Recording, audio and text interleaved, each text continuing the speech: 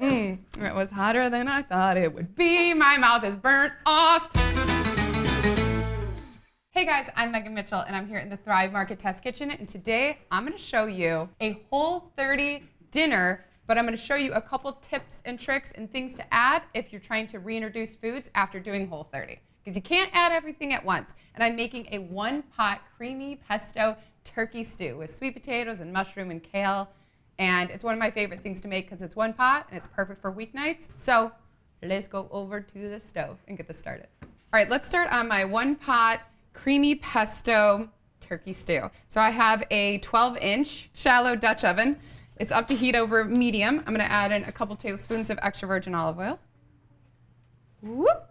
And then I have 1 pound of thinly sliced cremini mushrooms. You can do this in batches, or you can do like I do and live on the edge and add them all in and don't touch them.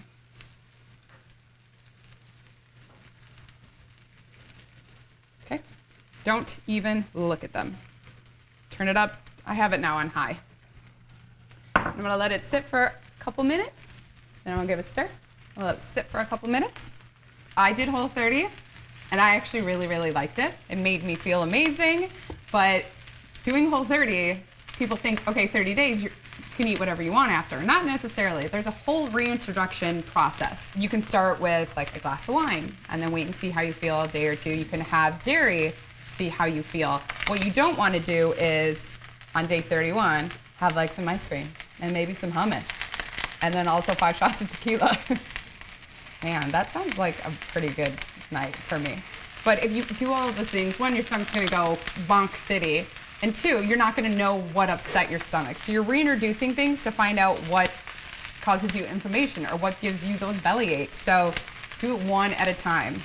In this recipe, you could add, I'm doing coconut milk. So this is Whole30, I'm doing coconut milk. But if you want to add dairy instead of coconut milk, you could add heavy cream or half and half. And you could also add chickpeas. Don't do both. My mushrooms are like, quiet down.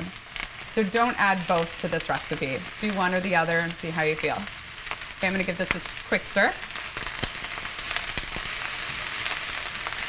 I always say this, but I don't season my mushrooms until after they brown. Also, don't wash your mushrooms. Okay. This whole process should take about 8 to 10 minutes. You want them to be golden brown like this guy and softened. My mushrooms have cooked down, so I'm adding 1 pound of dark meat ground turkey.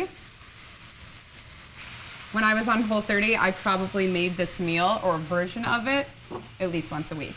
This would feed me, my lover, my husband, for dinner one night, maybe lunch the next night, maybe dinner again. So I got a couple meals out of this. And when you're doing Whole30, you get exhausted thinking about what you're gonna eat and how you're gonna make it. So this was a no-brainer for me.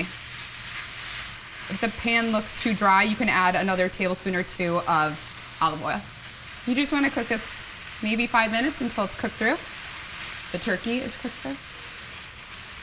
I'm gonna turn the heat down to about medium low. And I'm gonna add a big pinch of salt. Remember, this is seasoning everything in here. Pepper. I'm adding half a teaspoon of red chili flakes. And then I'm also adding some vegan pesto. Why is it vegan? Because you cannot have cheese or dairy on Whole30. But if you wanna reintroduce dairy, you could add like regular pesto that has cheese in it. So that's also another option to make this not Whole30. But I'm using a vegan pesto, and I think it's really delicious.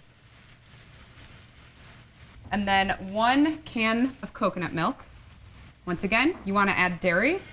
Dairy. You wanna add dairy. If you wanna add dairy, you could do maybe half and half and whole milk, or you could do mascarpone cheese, creme fraiche. Stir this together. Make sure heat is on low so it doesn't splatter everywhere. Stir together, making sure everything is coated. And this is also a great dish for someone who's not on Whole30. Because I did Whole30, my husband didn't. And I made him this dish. He ate Whole30 when I did because I'm not making 2 meals, okay? I don't have that time. So he would eat what I would make him. This sounds so bossy, but it's true. And I made this for him, and he was like, this is my favorite thing you made on Whole30. To this, I'm gonna add 1 medium sweet potato that I cut into about 1-inch cubes. If you don't want to keep this one pot or one pan, you could roast your sweet potato, but it cooks in the sauce, so why waste the time? Just make sure everything's stirred. The sweet potatoes are submerged as much as they can be. And then I'm gonna put the lid on. I'm gonna cook it for, I like to cook it for 15 minutes, and then I go and I check it and I stir it, and then I cook it for like another 10 to 15 minutes. I just wanna make sure the sweet potatoes are tender and soft, and it should be on a gentle simmer. Lid on. See you soon. She ready? My potatoes have softened. Things are Michael Bubléing away. It looks and smells delicious. I wish you guys could smell it. All right, you can see there's still a good amount of liquid in here, so I'm gonna turn the heat up to medium. And I have all of the kale in the world, and I put it in a glass bowl, and I can't wait to fit it in this dish. I have 10 ounces of baby kale, because guess what? This shrinks down to nothing. So you can use baby kale, like I said, or spinach or arugula. Work in batches, add some, let it melt. Just kidding, let it wilt. It's not gonna melt, this isn't ice cream. Let it wilt, and then add more, because this ain't fitting all in this at the same time. So add, stir, add, stir. I like to add my greens at the end, so they still stay nice and bright and green. Nobody wants a soggy green. So I feel like all of you are asking, what was the first thing you reintroduced after Whole30? Take a wild guess, folks. It was a dirty martini. That was important to me to bring back into my diet. So I had 1 or 2, and I saw how I felt, and I felt amazing. So you know what?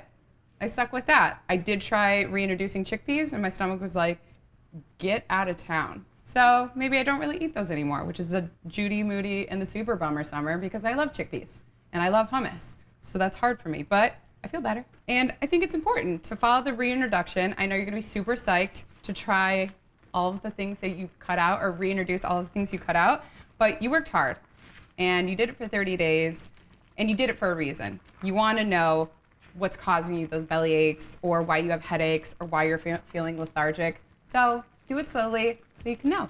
Yeah? Yeah? All right. So I want this to be like a stew. So I'm gonna let this reduce a couple more minutes, and then I'm gonna plate it up for you. My stew, my 1-pot ground turkey and pesto stew is ready. It's just saddled up right next to me. I'm gonna spoon it up. It smells so, so good. And like I said, this is maybe dinner for 4 or 5 people, or dinner for me for 4 or 5 different meals. It has my greens, sweet potatoes, mushrooms. Oh.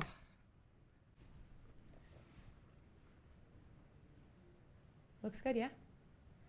All right, I'll give it a try, but she's steaming. The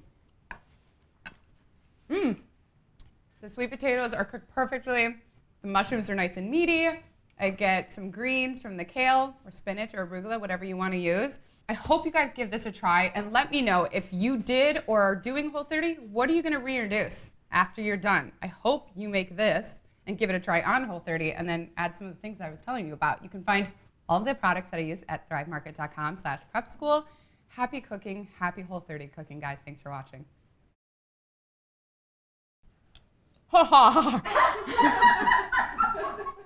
So part of my thing when I do Whole30 is I just singe my mouth so I can't taste anything. So I'm like, I don't miss that. I can't even taste it. Woo!